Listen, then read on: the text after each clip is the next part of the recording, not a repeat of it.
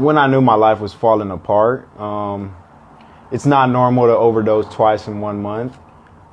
So at that point, there was things already leading up, but I couldn't really see that at that moment, until one day I decided to just spill my guts out to one of my trusted friends, and he was also one of my using buddies.